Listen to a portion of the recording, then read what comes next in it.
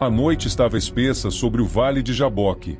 O vento varria o deserto como um sussurro antigo, carregando poeira e um frio que cortava até os ossos. O rio, largo e escuro, refletia uma lua pálida que parecia observar em silêncio o que estava prestes a acontecer. Jacó estava só. Sua família, esposas, servos, filhos e rebanhos já havia atravessado para o outro lado, sob suas ordens. Ele ficará para trás. Não porque o caminho fosse difícil, mas porque algo no peito queimava. O peso do passado. O medo do que estava por vir. Há anos, ele fugira da fúria de Esaú, seu irmão, depois de tomar sua bênção com engano e astúcia. Agora, o encontro era inevitável. Esaú vinha com 400 homens. 400. Um número que não deixava espaço para ilusões. Não era uma recepção fraterna. Parecia um exército marchando para acerto de contas. Jacó olhava para o horizonte, tentando ver se as sombras se moviam. Seu coração batia rápido, e pensamentos antigos vinham como flechas. O dia em que enganou seu pai Isaque, o gosto amargo da fuga, os anos servindo a Labão, as trapaças, as promessas feitas a Deus na solidão. Tudo parecia convergir para aquela noite. Ele respirou fundo, ajoelhou-se e começou a orar. Palavras sussurradas, quase engasgadas, subiam ao céu. Que Deus o livrasse, que Esaú não viesse para matar. Mas, no meio daquela oração, algo mudou. Um som atrás dele. Passos. Não passos comuns. Havia peso e silêncio ao mesmo tempo. Jacó se levantou rápido, virando-se. Um homem estava ali. Não havia anúncio, não havia saudação. Apenas presença.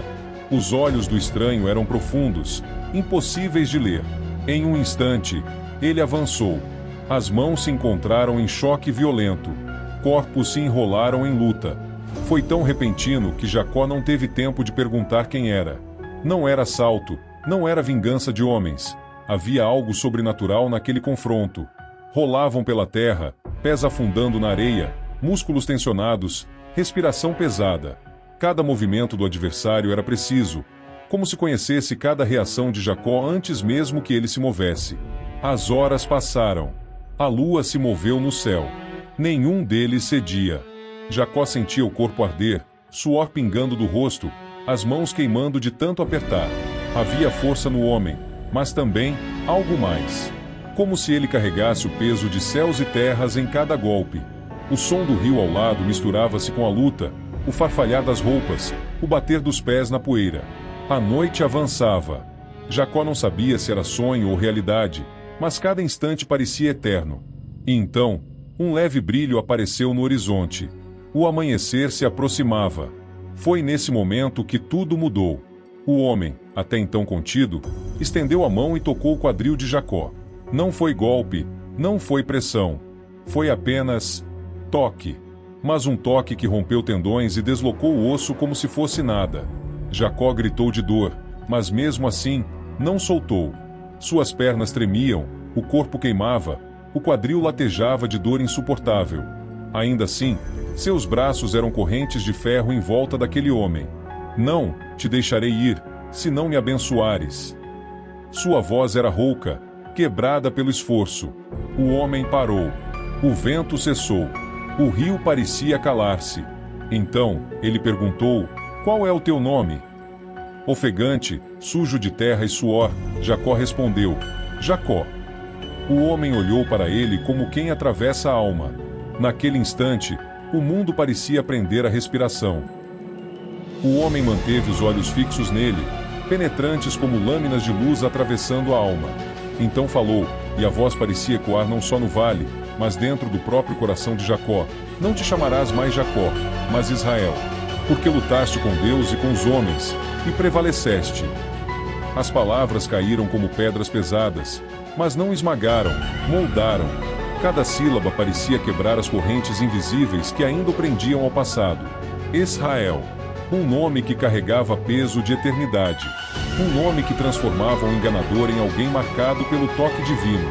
Jacó respirava com dificuldade. O quadril latejava como se cada batida do coração empurrasse uma onda de dor pelo corpo. Mas aquela dor era estranhamente doce, porque cada pulsar repetia a verdade. Ele havia vencido. A noite inteira. Sem soltar. Sem desistir. Ele ergueu os olhos, a respiração ainda pesada, e perguntou: Dize-me, peço-te, o teu nome. O homem inclinou a cabeça, e por um instante o mundo pareceu se curvar em silêncio. Por que perguntas pelo meu nome? Disse ele, em tom que não era de irritação, mas de mistério profundo.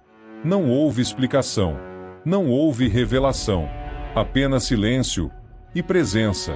Então, ali, sem gestos teatrais, sem rituais, ele o abençoou. Não foi como sentir vento ou calor.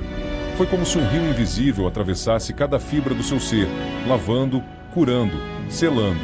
Quando Jacó piscou, o homem já não estava mais ali. A ausência foi tão súbita que parecia que ele nunca estivera. Mas algo no ar dizia o contrário. Ele havia estado. O primeiro raio de sol rompeu o horizonte, pintando o vale com tons de ouro e cobre. O vento mudou, leve, quase dançante, como se anunciasse o fim de um ciclo. Jacó tentou se erguer. O corpo respondeu com dor. Ele mancava, apoiando-se na perna boa, mas o rosto carregava uma paz que não tinha antes. Olhou para o lugar onde tudo havia acontecido e disse, com voz firme: Peniel, porque vi a Deus face a face, e a minha vida foi preservada.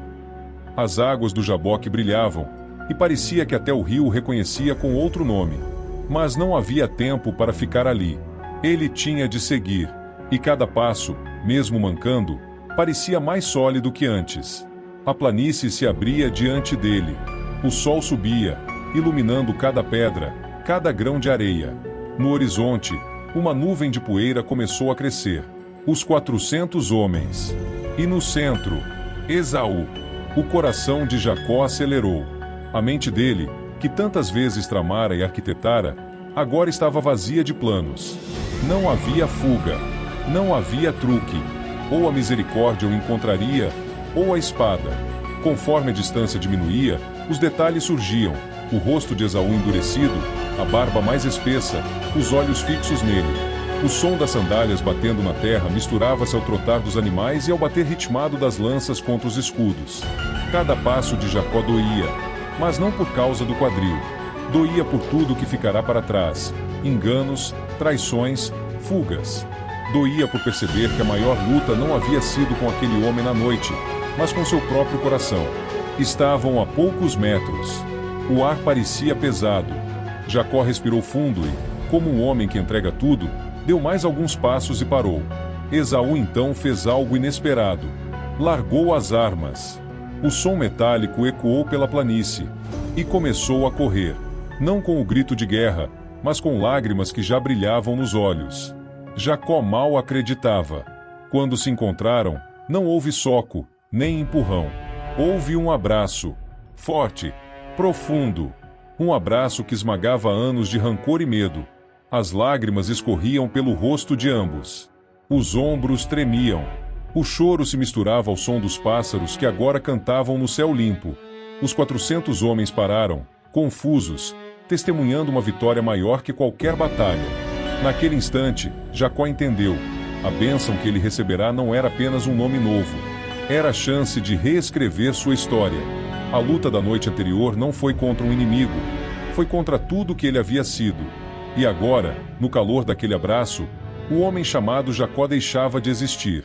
E nascia Israel. Se você está gostando de descobrir essas histórias não contadas da Bíblia, deixe seu like e se inscreva no canal Deus Cobrindo. Ative o sininho para não perder nenhum conteúdo que vai mexer com sua visão sobre as Escrituras.